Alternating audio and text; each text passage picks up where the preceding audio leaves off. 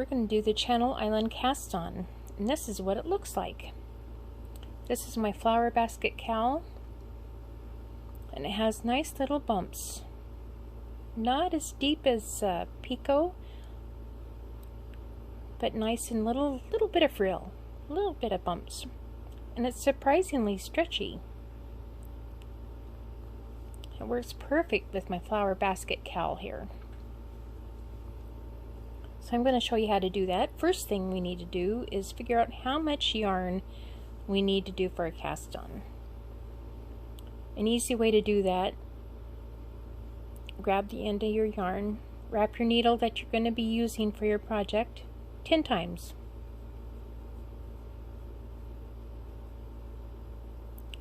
And then measure it. I've got my knitting needle, my little tape measure. That's right about 7 inches. So I know I need this much yarn for 10 stitches. For my next sample, I'm going to do 20 stitches, so I'm going to need twice that. So I just wrap it.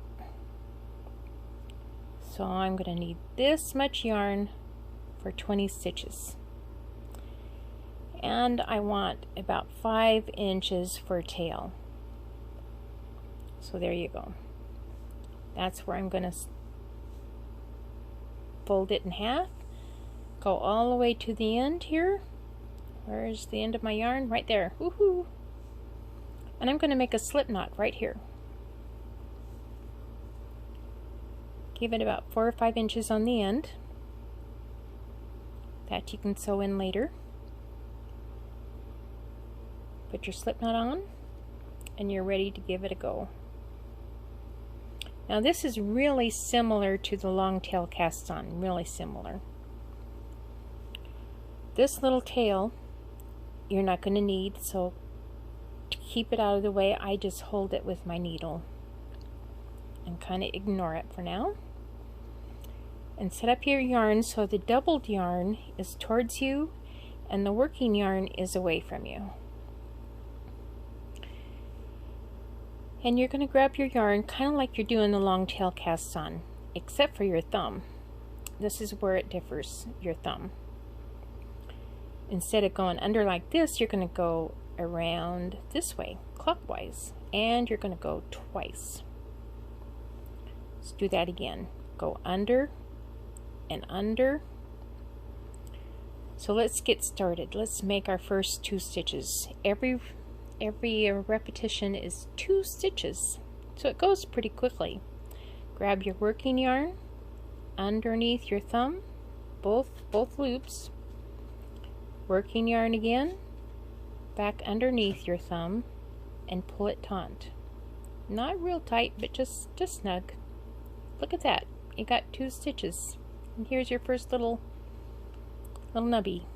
Let's do it again. Underneath with your thumb, twice.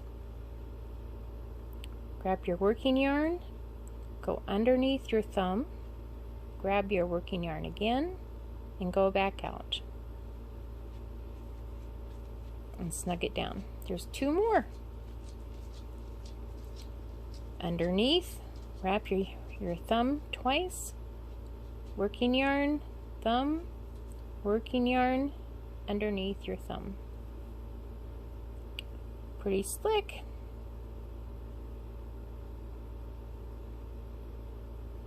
Pretty slick. And you don't have to go real tight, just kind of snug it down a little bit. Wrap my thumb twice. Grab the working yarn underneath your thumb. Working yarn, pull it back through and snug it down.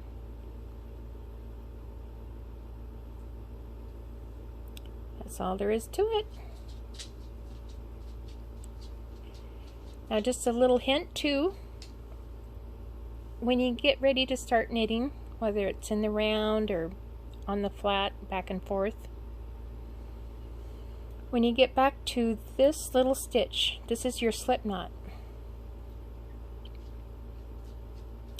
take time to consider on how you want to handle that. Do you want to count it as your pattern?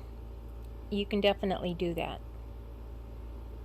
I would knit up a little sample and see how it's going to look, see if it's going to work for you.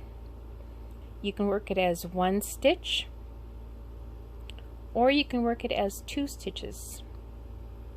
Or the one option that I usually do is I drop it completely when I get ready to knit it and ignore it.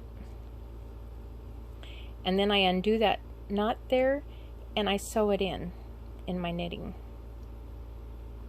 When I usually do a knitting in the round like my cowl, I'll connect it. I don't even know where my connection is in this thing. It would take me a while to find it.